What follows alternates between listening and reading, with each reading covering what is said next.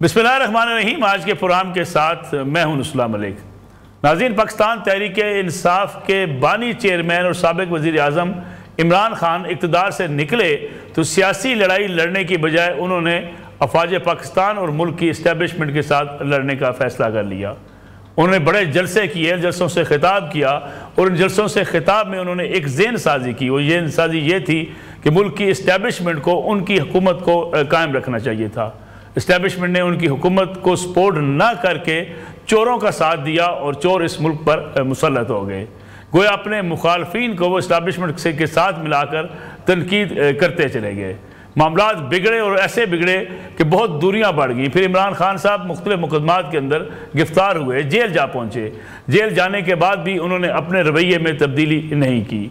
बारहा ये बात कही गई कि इमरान खान साहब को इस्टेब्लिशमेंट के साथ जो लड़ाई जारी है उसका नुकसान होगा, लेकिन बाज़ सियासी रहनुमाओं ने या सोशल मीडिया पर काम करने वाले लोगों ने उन्हें बताया कि आपकी पॉपुलैरिटी महज इसी बात में है कि आप एंटी इस्टेब्लिशमेंट बयानियाँ बना चुके हैं। वो एंटी इस्टेब्लिशमेंट बयानियाँ बनाते बनाते उन तमाम लाइन्स को क्रॉस कर गए कि बिलाखिर फ़ौज की और अफवाज पाकिस्तान का सब्र जवाब दे गया। अगर आज की प्रेस कॉन्फ्रेंस को देखा जाए, director general ISPR lieutenant general Ahmed Sharif Chaudhry ने जो तफसीली प्रेस कॉन्फ्रेंस की, उस प्रेस कॉन्फ्रेंस का लुबाब यह है कि बस बहुत हो चुका, अब फौज को टारगेट करने की इजाज़त नहीं दी जाएगी। DG ISPR lieutenant general Ahmed Sharif ने कहा कि एक शख्स अपनी ज़ात में इस हद तक कैद हो चुका है कि उसे मुल्क की भी कोई परवाह नहीं है। A creeping national security threat that is internal, and that threat का जो महवर है, जो उसका जहाँ से एमिनेट होती है, that is one delusional mindset and A delusional person जो कि कैप्टिव है अपनी ज़ात का, जिसके नज़दीक उसकी ज़ात और उसकी ख्वाहिशात रियासत पाकिस्तान से बढ़कर हैं। उसकी ज़ात, उसकी ख्वाहिशात और उसकी फ्रस्ट्रेशन इस हद तक बढ़ चुकी है कि वो समझता है कि मैं नहीं तो कुछ भी नहीं। It has become a national security threat. अब सियासत ख़त्म हो चुकी है। अब उसका जो बयानिया है वो पाकिस्तान की नेशनल सिक्योरिटी को थ्रेट बन चुका है। And that is why it is very important that we come clear, बगैर किसी इबहाम के, बगैर किसी डाउट के, we need to come clear and say what needs to be said. हत्ता के नाम लिए बगैर DG ISPR ने यह भी कहा कि तुम कौन होते हो, इसलिए कि जिस तरीके से आखिरी ट्वीट किया इमरान खान साहब ने, उसमें ना सिर्फ अफवाज पाकिस्तान की लीडरशिप को टारगेट किया, बल्कि यहाँ तक कह दिया कि जो लोग नेशनल डिफेंस यूनिवर्सिटी में वर्कशॉप में शिरकत करने गए, उनके अपने ही लोग, उनके अपने अरकान पार्लियामेंट, वो मीर जाफर और मीर सादक हैं, यानी उन्हें भी गद्दार करार दिया गया। वो तुम हो कौन? ये क्या सोच है? कहां बैठ के, कौन सी फ्रस्ट्रेशन है तुम्हारे अंदर? कहां से तुमने ये इल्म हासिल कर लिया? किसकी तुम जुबान बोल रहे हो? तुम क्या पैगाम देना चाह रहे हो इस मुल्क को? तुम समझते क्या हो अपने आप को? ये जो ज़हनी मर्ज है, इसकी बीमारी के सिम्टम्स आपने पहले भी देखे थे। 9 महीने नहीं देखा था आपने? इसी GHQ में जहां बैठे हैं, इस पे इसने हमला नहीं कराया था? कराया था या नहीं कराया था?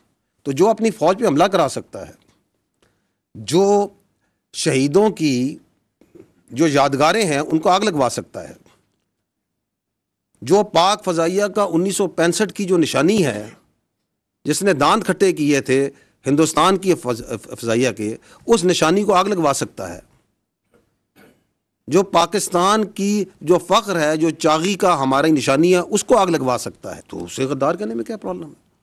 There is absolutely no problem. Imran Khan साहब से मुलाकातों के हवाले से भी बड़ा इस बारे में कहा गया कि उनसे मुलाकातें करने की इजाज़त नहीं मिलती, रोक दिया जाता है, और मकसद ये बताया गया कि इमरान खान का राब्ता ख़त्म किया जा रहा है। लेकिन दूसरी तरफ मुल्की इदारों को और हुकूमत को ये एतराज़ है कि इमरान खान साहब से जो लोग मिलने जाते हैं, वापस आके एक ऐसा सियासी बयानिया बनाने की कोशिश करते हैं जिसका टारगेट अफवाज पाकिस्तान और कौमी सलामती के इदारे होते हैं। तो ये कौन सा कानून है, कौन सा आइन है, कौन से रूल्स हैं जिसके तहत आप एक कन्विक्ट से मिलते हैं और वो पाकिस्तान की फौज की, उसकी लीडरशिप के खिलाफ बयानिया बनाए? I will shows you a clip, please bear some time to understand कि ये बयानिया बनाया कैसे जाता है। देखिएगा, यू विल सी हेयर, ये बयानिया चलता है, ये जो 2 मेन अकाउंट है, एक ये जो जमात का अकाउंट है और एक इंसाफ का, ये जो नार्सिस्ट है, इसका अपना अकाउंट है। कहां से चलता है ये भी किसी को नहीं पता। इनकी पार्टी से पूछे, कहते हैं हमें नहीं पता कहां से चलता, लेकिन पूरा ऑन करते हैं जो ये बयानिया चलता है। उसके बाद इस बयानिए को चलाते हैं इनका अपना अकाउंट्स, फिर चलाता है इंडिया का सोशल मीडिया, फिर उनका मीडिया, अफगानिस्तान का मीडिया और सोशल मीडिया। तो ये जिस तरीके से चलता है इसके पीछे बड़ी साइंस है, ये कोई ऐसे नहीं चल रहा। ये आपको ये जो अभी इसने 2 दिन पहले ट्वीट की है इस ज़ैनी मरीज ने, उस ज़ैनी मरीज की ट्वीट को देखें कैसे इन्होंने ट्वीट किया। ये आपकी ट्वीट हो रही है, अब ये होती है, आप टाइम देखते जाएं कि किस टाइम पे ट्वीट होती है और कैसे उसको ट्वीट करते हैं। थोड़ी आवाज़ कम कर लें। फिर ये उसके अकाउंट्स आते हैं बारी बारी, एक तरतीब और तवातर के साथ ये काम चलता है। So there is a lot of coordination from accounts in social media. और आगे मीडिया भी देखेंगे, इंडियन मीडिया भी इसमें कैसे जंप करता है। अफवाज पाकिस्तान के तर्जमान की प्रेस कॉन्फ्रेंस को अगर देखा जाए तो लगता ये है कि अब बड़ा वाज़ेह पैगाम दे दिया गया, और पैगाम ये है कि किसी भी सूरत पाकिस्तान की फ़ौज के ख़िलाफ़ नफ़रत फैलाने की इजाज़त नहीं दी जाएगी।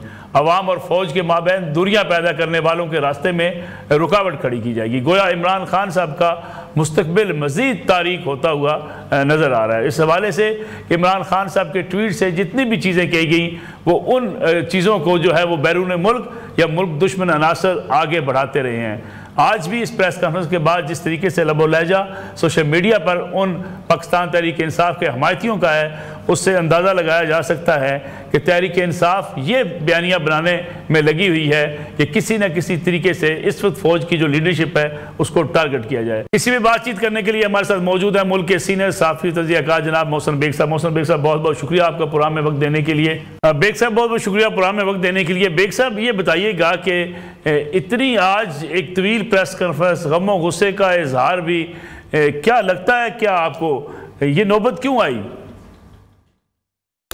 बहुत शुक्रिया मलिक साहब। देखिए, वो एक एजेंडे पे है जिसके बारे में उन्होंने आज गुफ्तगू की है। वो एक एजेंडा इंटरनेशनली है। मैं पिछले 5 साल से कह रहा हूँ लोगों को कि वो एजेंडा फॉलो कर रहा है।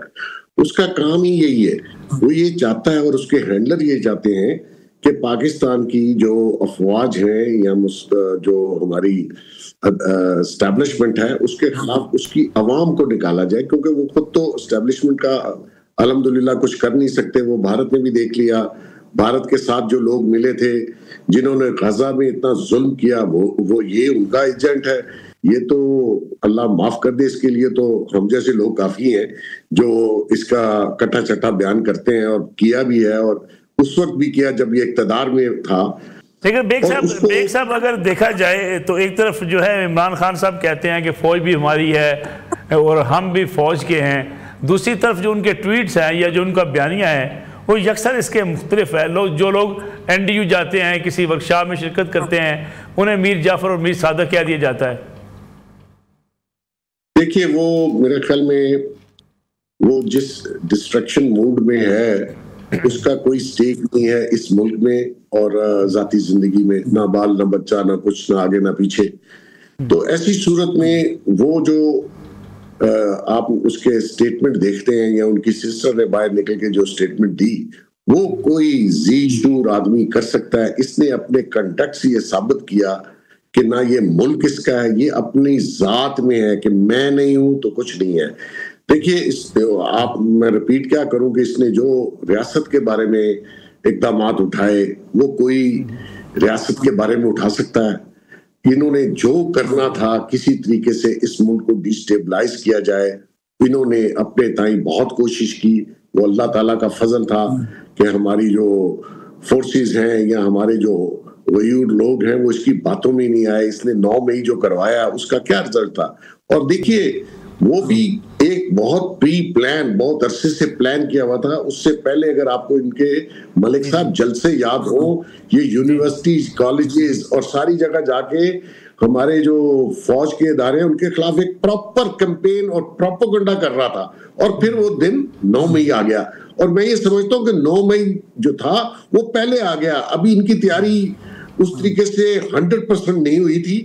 वरना आप सोचिए कि अगर ये अवाम को 1 लाख बंदे को GHQ निकालने में कामयाब हो जाता तो आप अंदाजा कर सकते हैं कि इस मुल्क के हालात क्या होते। तो वो तो अल्लाह का करम था कि लोग इसके बहकावे में उस तरीके से नहीं आए, और उसके बाद भी इसने हर कोशिश कर ली है तो अल्लाह करेगा ये कामयाब नहीं होगा। बेग साहब, अभी प्रेस कॉन्फ्रेंस के बाद जैसे कि सूरत हाल बनी, आपने देखा बाहर बैठे हुए जिनके बारे में जिक्र भी बार बार किया जाता है कि सोशल मीडिया हैंडलर्स हैं, उन्होंने इस प्रेस कॉन्फ्रेंस के ऊपर भी बड़े जो है वो इतराज़ात और फिर एक बार फ़ौज को टारगेट करना शुरू कर दिया है। ये कहा जा रहा था कि बाज़ लोगों को पकड़ कर वापस लाया जाएगा या उन्हें कहा जाएगा उन ममालिक से कि वो पाकिस्तान के हवाले लोग किए जाएँ। इसमें आपको लगता है दावा तो किया जा रहा है लेकिन पेशरफ्त हो सकेगी? देखिए मलिक साहब, पहली बात तो ये, जितने लोगों का आप जिक्र कर रहे हैं वो पेड हैं, इंटरनेशनली उनको पैसे दिए जा रहे हैं इन सारे कामों के, वरना उनके पास कोई और जॉब तो है नहीं। और पाकिस्तान में भी जितने नेटवर्क पकड़े गए सोशल मीडिया के जो इनके लिए काम कर रहे थे वो सारे पेड लोग थे, रिगार्डलेस कि उनको नहीं पता कि आप अपने ही मुल्क के साथ दुश्मनी कर रहे हैं, आप अपने अफवाज ही को दुनिया की नजर में पब्लिक में जो है वो खराब करने की कोशिश कर रहे हैं। तो एक बात ये है, और वो जो इंटरनेशनल मीडिया है वो क्या खान से थोड़ी, इंटरनेशनल सोशल मीडिया पे जो लोग हैं वो तो सैलरी किसी और जगह से ले रहे हैं, वो पैसे किसी और जगह से ले रहे हैं, तो उनका तो ये काम है। हाँ, जहां तक बात है कि उनको वापस पाकिस्तान एक्स्ट्राडाइट करके लाया जा सके, उसके ऊपर हमारी हुकूमत की थोड़ी कमजोरी है। ये काम बहुत पहले होना चाहिए था। फिर जो हमने फायरवॉल लगाया कि जी उनकी जो ये जो सोशल मीडिया पे इस किस्म की ट्वीट्स या प्रोग्राम है या प्रोपेगेंडा है या जो लैंग्वेज वो इस्तेमाल करते हैं वो पाकिस्तान में ना देखा जाए, उसका भी समझ नहीं आ रही कि वो फायरवॉल का क्या बना। फायरवॉल तो इसीलिए होती है, जिन कंट्रीज ने लगाई है वहां कोई और मुल्क में बैठ के अगर आप उस मुल्क के खिलाफ बात करेंगे तो उस मुल्क में नहीं देखी जाएगी। तो सूरत ये है कि आप गवर्नमेंट जो है वो बजाय इसके कि आप आके डिफेंसिव जो है प्रेस कॉन्फ्रेंस करें, आपको जरूरत नहीं है। आप इनके खिलाफ कानूनी कार्रवाई करें, इंटरनेशनली करें, इनको लाएं, जस्टिस प्रवेल करें और ये पाकिस्तान में आके फेस करें। देखें हमें भी गाली बहुत पड़ी, मुझे खासकर बहुत पड़ी, क्योंकि ये कोई अमेरिका में बैठा है और कोई यूरोप में बैठा है, हम तो उसका कुछ नहीं कर सकते। हाँ, कभी सामने आके गाली दें, यहाँ बैठ के दें पाकिस्तान में, तो उसका जवाब भी इंशाल्लाह ताला फ्यू आवर्स में हम उनको देंगे। तो मैं समझता हूँ कि वो हुकूमत की कमजोरी है कि आज तक सारे लोग वहां बैठे ऑपरेट कर रहे हैं। बेग साहब, आमिर इलियास राणा साहब बड़े सीनियर साफ़ी हैं, हमारे दोस्त, उन्होंने एक सवाल भी आज किया कि अगरचे ये कहा जाता है कि सोशल मीडिया पर कैंपेन चलाई जाती है रियासती इदारों के ख़िलाफ़, लेकिन मेन स्ट्रीम मीडिया के अंदर भी बाज़ ऐसी आवाज़ें उठती हैं जिसमें टारगेट आपकी अफवाज पाकिस्तान होती है या आपकी जो रियासत है उसको टारगेट किया जाता है। सिक्योरिटी पे वो लाइंस क्रॉस की जाती हैं जो नहीं की जानी चाहिए। हमारे यहाँ ये जो हमदर्दी पाई जाती है मुख्तलिफ जगहों पे, बाज़ उन लोगों के हवाले से, उन एलिमेंट्स के हवाले से जो रियासत को आज चैलेंज कर रहे हैं, इवन पॉलिसियों के हवाले से, दहशतगर्दी का मामला हो उस पर रियासत की कोई और पॉलिसी होती है, हमारे अंदर मीडिया से भी कुछ आवाज़ें मुख्तलिफ उठ रही होती हैं। मलिक साहब देखें, अगर क्रिटिसिज्म इस्लाह के लिए है तो मैं उसको माइंड नहीं करता। जो जर्नलिस्ट हैं, आप भी हैं, मैं भी हूँ, हम अदारे चला रहे हैं, तो जो पॉजिटिव निशानदेही करनी है कि जी यहाँ पे ये गलती है, यहाँ इसको रेक्टिफाई किया जाए, क्योंकि वो अगर आम आदमी उन चीजों से मुतासर हो रहा है तो उसके लिए आवाज जरूर उठानी चाहिए। लेकिन अगर आप ये जहन में रख लें कि आपने रियासत पाकिस्तान के खिलाफ कोई बयानिया बनाना है या आपने अफवाज पाकिस्तान के खिलाफ कोई बयानिया बनाना है, तो उसकी तो कोई गुंजाइश है ही नहीं। और वो गुंजाइश इसलिए नहीं होनी चाहिए कि जिस रियासत और मुल्क में आप रहते हैं, अगर आप उसी के खिलाफ किसी भी तौर पर किसी भी लेवल पर अगर आप कोई कॉन्स्पिरेसी करते हैं या कोई ऐसी साजिश का हिस्सा बनते हैं, तो वो तो मैं समझता हूँ कि वो तो काबिल कबूल नहीं है और किसी सूरत रियासत के अदारों को और गवर्नमेंट को वो चीज बर्दाश्त नहीं करनी चाहिए। बहुत बहुत शुक्रिया मोहसिन बेग साहब। प्रोग्राम एक ब्रेक का वक्त हुआ है, ब्रेक से वापस आएंगे, तुम्हारे साथ मौजूद होंगे मुल्क के सीनियर साफ़ी तज़कियाकार जनाब हमाद हसन साहब। उनसे पूछेंगे कि क्या खैबर पख्तूनख्वा में जो गवर्नर राज की बातें की जा रही हैं, आज पाक फौज के तर्जुमान से ये सवाल भी पूछा गया, उसके इम्कानात कितने हैं, और सूबे की जो सूरत हाल है उस पर भी बात करेंगे एक ब्रेक के बाद। प्रोग्राम में एक बार फिर खुश आमदेद। जैसा कि प्रोग्राम में पहले बयान किया गया कि इमरान खान साहब के मामलात इस हद तक बिगड़ चुके हैं कि आज पाक फौज के तर्जमान को बड़ी सख्त प्रेस कॉन्फ्रेंस करनी पड़ी है, और पीटीआई का मुस्तकबिल अब इसी बात में दिखाई देता है कि आने वाले दिनों में आपको बहुत से पाकिस्तान तहरीक इंसाफ के रहनुमा अपने आप को इमरान खान साहब के इस बयानिए से अलग करते हुए नजर आएंगे, जिसमें वो अफवाज पाकिस्तान को मुसलसल टारगेट किए हुए हैं। फिर इमरान खान साहब की बहनों ने जलती पर तेल डाला, जिन्होंने मुख्तलिफ टीवी चैनल्स पर आकर और ख़ास तौर पे हिंदुस्तानी टीवी चैनल्स पर आकर पाकिस्तान के अपने मामलात को बाहर के ममालिक में उछालने की बात की।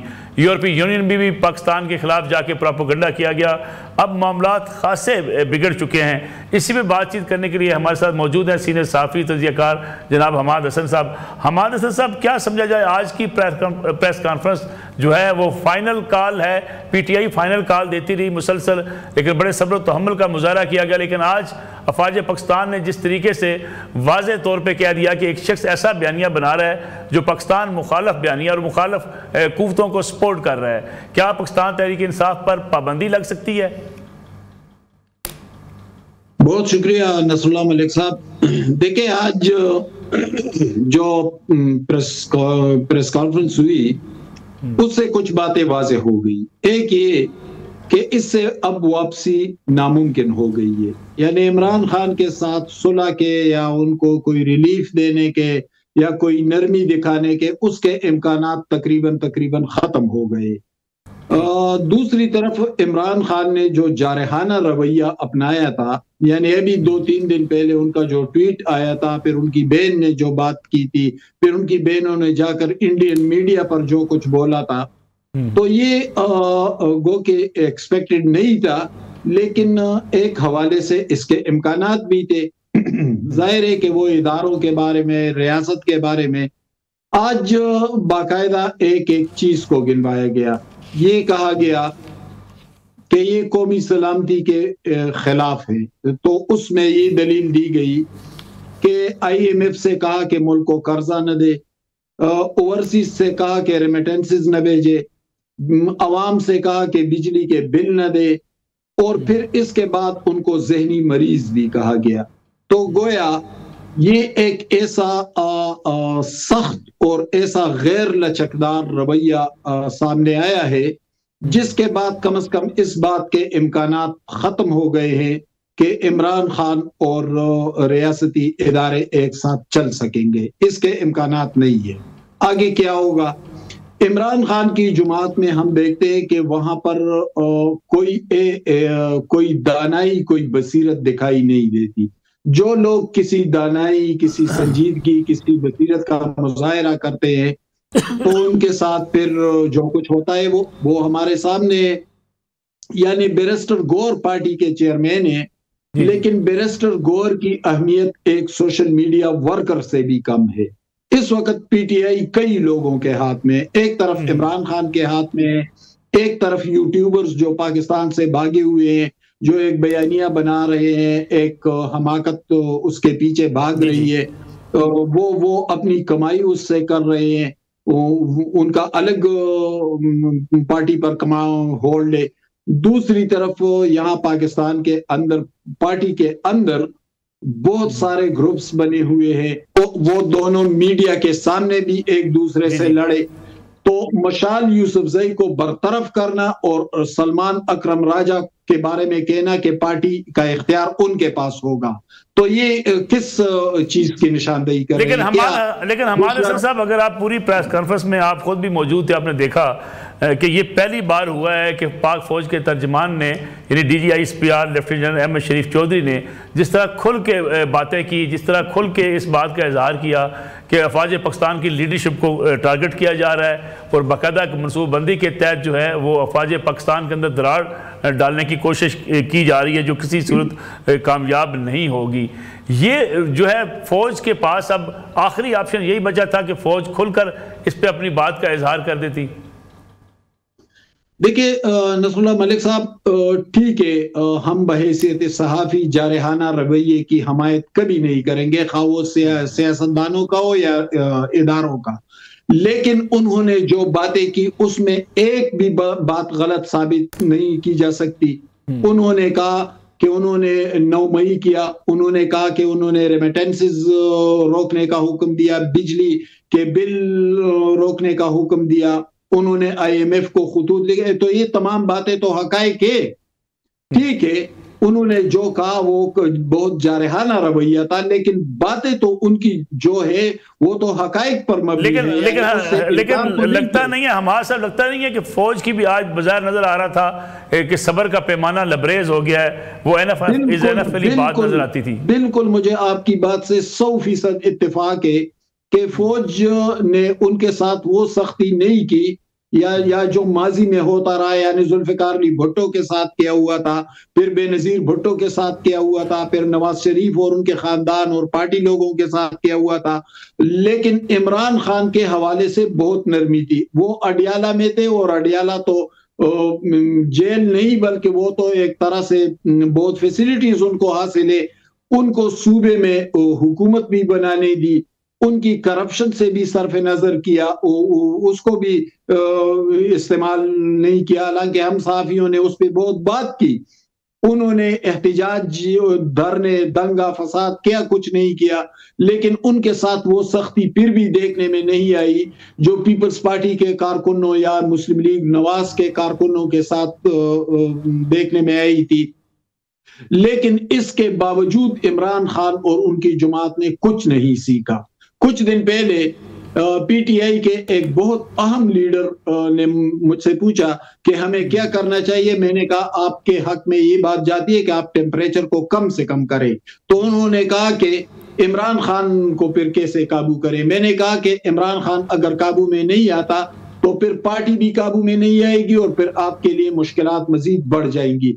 और ये मुश्किलात आज आपने देखा कि उसका आगाज हो गया है। आने वाले दिनों में पीटीआई के लिए मजीद मुश्किलात पैदा होंगी। हमारे असल साहब खैबर पख्तूनख्वा की अगर बात की जाए, हमारे साहब अगर खैबर पख्तूनख्वा की हम बात करें तो आपको लगता है, अगरचे डीजीआई स्पियार ने एक सवाल के जवाब में कहा ये वफाकी हुकूमत का काम है गवर्नर राज लगाना, आपको लगता है गवर्नर राज लग सकता है, आसान होगा?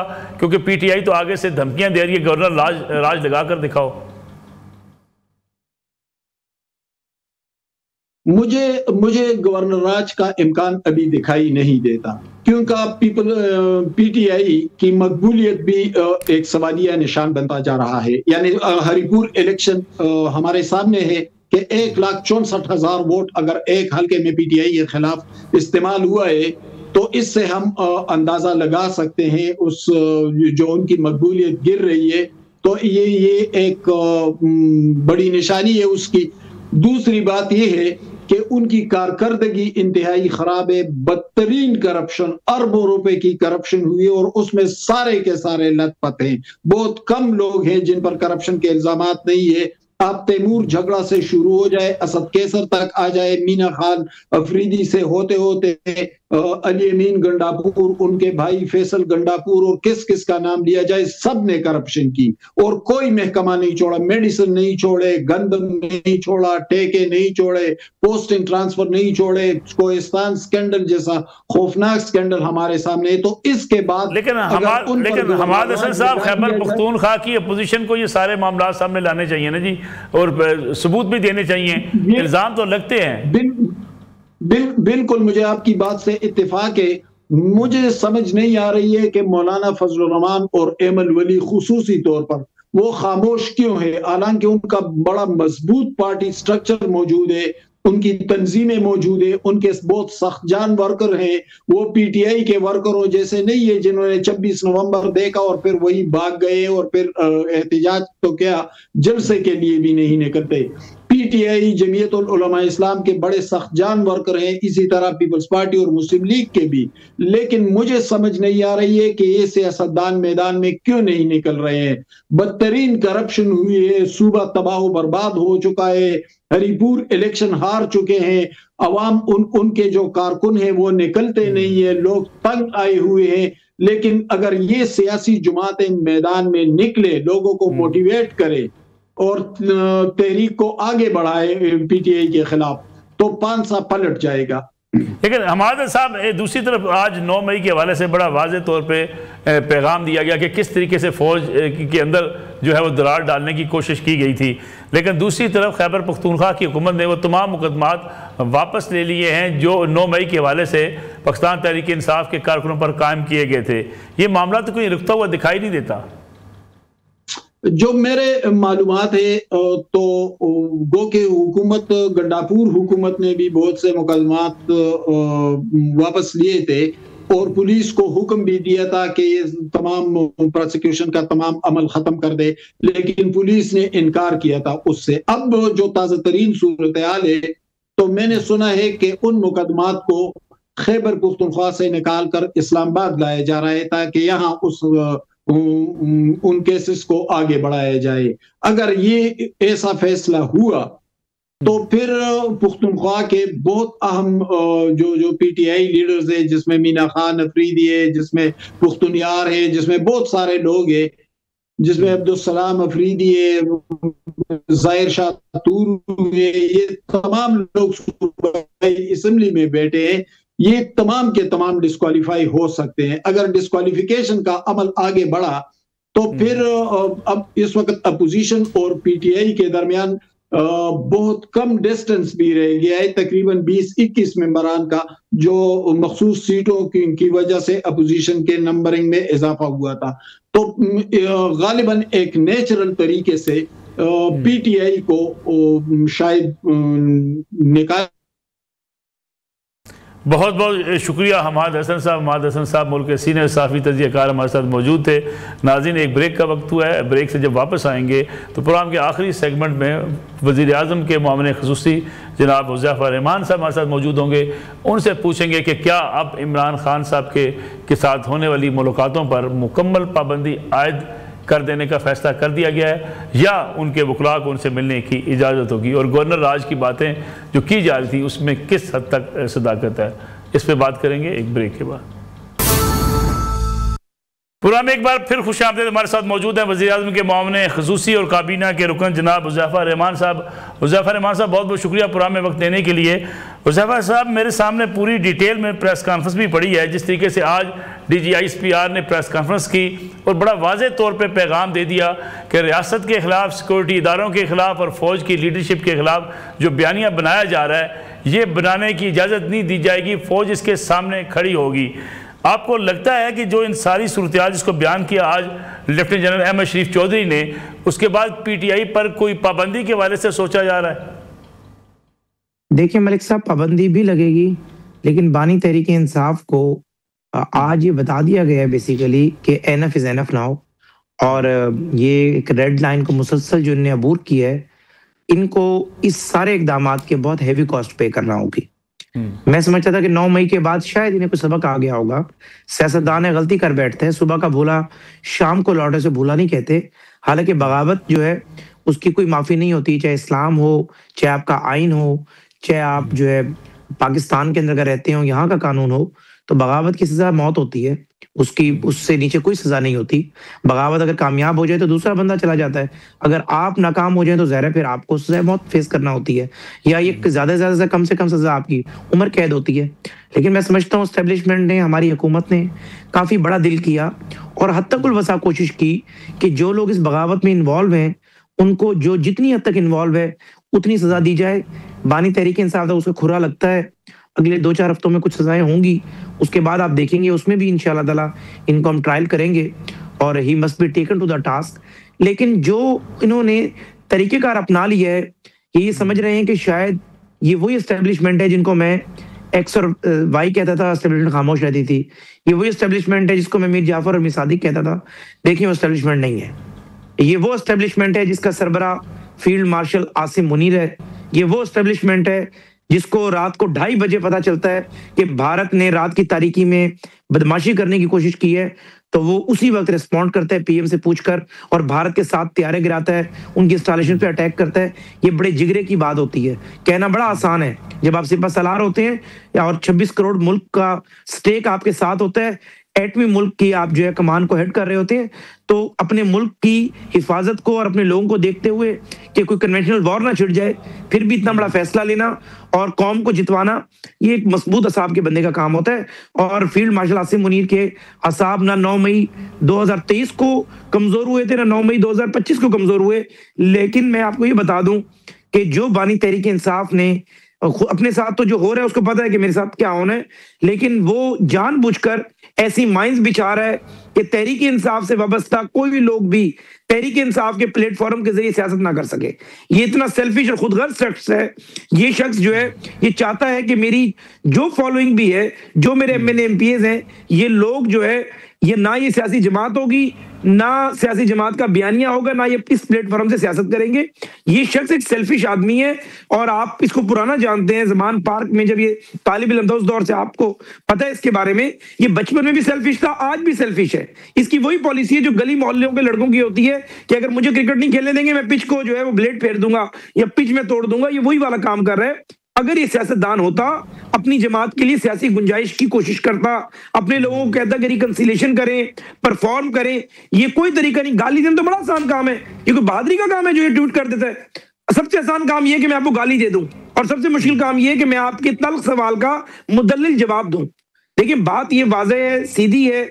हम अफवाज पाकिस्तान के मौक़िफ़ के साथ पूरी तरीके से खड़े हुए हैं और जो हरकत बानी तहरीक इंसाफ ने की है, इसके बाद बानी तहरीक इंसाफ के लिए पाकिस्तान के सियासी सिस्टम में सियासत करने की कोई गुंजाइश नहीं है। हुसैन रहमान साहब, बाज़ लोग कहते हैं कि जिस तरीके से उनकी मुलाकातों पर पाबंदी लगी, उनकी बहनों को रोका गया जेल से बाहर, वो एहतजाज करती रहीं, फिर ठीक है कि उन्होंने इंटरव्यूज़ ऐसे दिए जो इंडिया के चैनल्स को भी दिए, उस पर मामला मज़ीद बिगड़ते चले गए। फिर इमरान खान साहब के ट्वीट ने जिस तरीके से सईद आसम मुनीर जो है उनके ऊपर तनकीद की, उससे मामला और बिगड़े।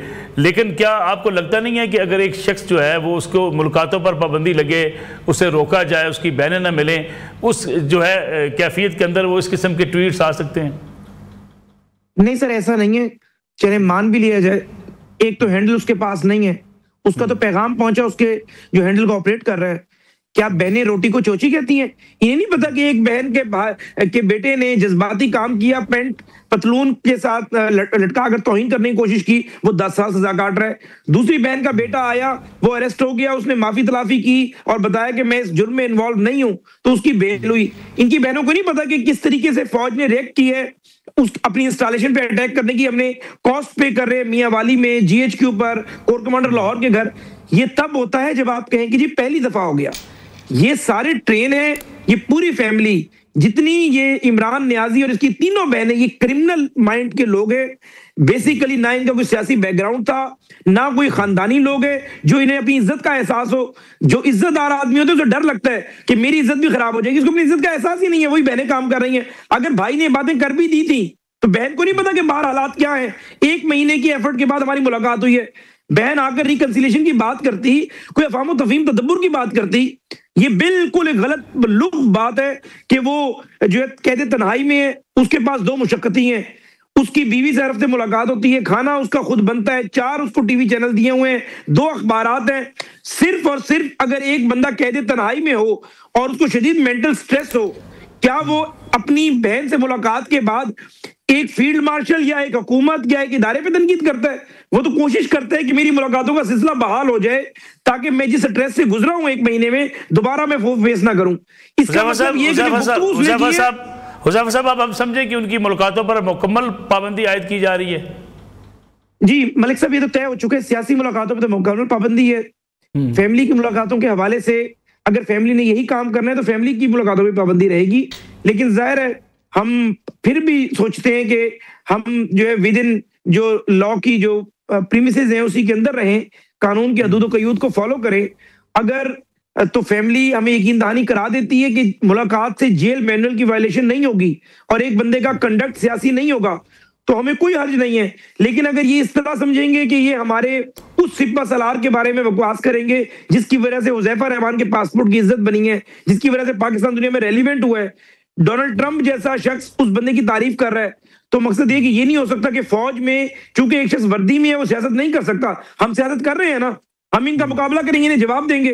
बानी तहरीक इंसाफ अगर इस तरह की गुफ्तगू या उसके लोग समझते हैं, उसका वजीर आला जो है उसको नहीं पता कि मैंने एक जो है मुल्क में हलफ उठाया है वजारत आला का, उसने भी रिट्वीट किया है उस ट्वीट को, उसके कैबिनेट के लोगों ने भी किया है। देखिए बात सीधी है और सीधी बात यह है कि पाकिस्तान की सियासत में तलखियां भरी पड़ी हैं। भुट्टो साहब थे, बेनजीर थी, मियां नवाज शरीफ साहब थे, उसके अलावा भी सियासतदानों ने सेक्रीफाइसेस किए हैं। यहाँ पर किसी सियासतदान ने ये गंद नहीं किया जो ये शख्स कर रहा है। और मैं आपको बता दूं, जो आज बानी तहरीक इंसाफ कर रहे हैं ये सिर्फ अपने लिए नहीं, ये मेरे लिए भी खंदक खोद रहे हैं, तमाम सियासतदानों के लिए ऐसी माइंस बिछा रहे हैं कि इस मुल्क में सियासत करना महाल हो जाएगा। मुज़फ़्फ़र रहमान साहब, क्या पीटीआई के साथ बातचीत का अमल भी रुक जाएगा? क्योंकि दरमियान में कहा गया था कि स्पीकर कौमी असम्बली कुछ किरदार अदा करने वाले हैं, लेकिन आज की प्रेस कॉन्फ्रेंस के बाद तो लगता ये है कि अब बातचीत का अमल भी नहीं हो पाएगा। सियासी जमातों के माबैन बातचीत के दरवाजे तो खुले रहते हैं। मलिक साहब, नहीं, कोई बातचीत का अमल नहीं रुकेगा, बातचीत जारी रहेगी। जो पार्लियामेंट में लोग हैं, हमने तो पार्लियामेंट की बिजनेस को बेहतर अंदाज में चलाने के लिए ट्रेरी बेंचेस ने अपोजिशन बेंचेस से बात करनी, हम करेंगे, लेकिन मुझे यकीन है कि ये अपोजिशन बेंचेस वाले खुद दौड़ जाएंगे, ये अपने मुतालबात शुरू हो जाएंगे, हम इससे कोई रिलेट लिंक नहीं करेंगे। अगर पार्लियामेंट में जो पार्लियामेंटेरियन मौजूद हैं अपने हकूक के लिए, अपने मामलात के लिए, हुकूमत के ऊपर पॉजिटिव तनकीद के लिए, बजट में पॉजिटिव कंट्रीब्यूट करने के लिए, आईनी तरमीम पे तनकीद के लिए, इस तरह की चीजों पर वो हमारे साथ बातचीत करना चाहते हैं या असेंबली में कंट्रीब्यूट करना चाहते हैं, उनका आईनी हक है। लेकिन अगर वो कहेंगे कि असेंबली हम नहीं चलने देंगे वरना बानी तरीके से मुलाकात कराई जाए, फिर मेरे ख्याल से उन अरकाने पार्लियामेंट को भी हैवी कॉस्ट पे करना पड़ेगी। आज अब इस तरह नहीं होगा कि आप एहतजाज करेंगे चलेंगे। आज फौज के तर्जमान से जब पूछा गया कि क्या गवर्नर राज खैबर पख्तूनख्वा में लग सकता है, तो उनका ये हुकूमत का काम है, हुकूमत के पास कोई ऐसी तजवीज़ ज़ेर गौर है? जी बिल्कुल, गवर्नर राज से पहले जो है, अगर सोहेल अफरीदी ने कल तो बिहेव किया है, वो आए एनएफसी की मीटिंग में, अगर उन्होंने बानी तहरीक इंसाफ की रविश को आगे बढ़ाने की कोशिश की तो फिर खैबर पख्तूनख्वा में हम पहले अदम एतमाद लेकर आएंगे, और मुझे उम्मीद है अदम एतमाद कामयाब हो जाएगी हमारी। अदम एतमाद के लिए तैयारियां की जा रही हैं? नहीं, हम ज़ाहिर है सियासी लोग हैं, इनकी अपनी जमात के लोगों ने हमसे रब्ता किया, जो आज़ाद हैं इलेक्शन कमीशन के नोटिफिकेशन के तहत, वो पीटीआई के नहीं है, वो खुद बानी तहरीक इंसाफ के नैरेटिव और जो बकवास वो करते हैं उससे जो है वो बिल्कुल सहमत नहीं है। और वो लोग कहते हैं कि भाई हमारे लिए इस मुल्क में हमने सियासत करनी है, हम अपने हलकों में नहीं जा सकते। इस झूठे और खाइन आदमी की गुफ्तगू के बाद लोग हमसे पूछते हैं कि तुम्हारा लीडर क्या ऐसा है, तो वो लोग रजू कर रहे हैं। अगर वो लोग रजू करेंगे तो हम अपने वोट भी उन्हें दे देंगे, अदम एतमाद होगी, और विद इन पीटीआई या उन 20-25 लोगों में से कोई नया वज़ीर आला आया तो ठीक है, वो केपी को चलाए। मुज़फ़्फ़र रहमान साहब, एमकेएम ने एक रेड लाइन क्रॉस की अल्ताफ हुसैन साहब की गुफ्तगू के बाद। पाकिस्तान में जो है वो एमकेएम ने मुत्तहिदा कौमी मूवमेंट पाकिस्तान बना ली। आपको लगता है कि आज ऐसे हालात बन चुके हैं कि पीटीआई से लोग मज़ीद अलग हो सकते हैं, या इमरान खान साहब के बयानिए से ला तल्की का इजहार कर सकते हैं? मैं बताऊं मलिक साहब, अगर 9 मई 2023 के बाद पीटीआई ने सर्वाइव की है तो ये रियासत की वजह से ही की है, क्योंकि रियासत ने बड़ा दिल किया, रियासत ने इन्हें उतना दीवार से नहीं लगाया, रियासत ने वो एक्शंस नहीं किए जो कि हम कर सकते थे। लेकिन ये समझे कि शायद रियासत कमजोर हो गई है या रियासत बेबस हो गई है। अगर तहरीक इंसाफ को खत्म करना या तहरीक इंसाफ को कंट्रोल करना तो कोई मसले की बात ही नहीं है। अल्ताफ हुसैन की तो क्या फॉलोइंग थी, आपको पता था कि 1.5 लाख का मजमा वो 1, 2, 3 करके खामोश करा दिया करता था। अगर वो अल्ताफ हुसैन नहीं रहा तो इसने भी ज़ाहिर है कोई सर्वाइव नहीं कर पाना। सिर्फ हमने एक बड़ा दिल किया हुआ था और हम नहीं चाहते थे कि एक सियासी जमात को सियासी निज़ाम से, सियासी सिस्टम से खत्म कर दिया जाए या उसको इतना ज्यादा जो है वो पनिश किया जाए कि वो दोबारा सर उठा ना सके और उसको एक गलती पे मौका दे दिया जाए। ऐन मुमकिन है वो सिस्टम में पॉजिटिव कंट्रीब्यूट करे, लेकिन अब इन्हें नजर आएगा कि रियासत क्या होती है, और रियासत अगर जो है वो डंडा उठाना चाहे तो वो फिर डंडे से हर बंदा ठीक हो जाता है और ये सारे ठीक हो जाएंगे। You will see. Muzaffar Rahman साहब, बहुत बहुत शुक्रिया आपका। नाज़रीन, ये आज का प्रोग्राम था। इंशाल्लाह कल आपकी खिदमत में दोबारा हाजिर होंगे। इजाज़त दीजिए, अल्लाह हाफिज़।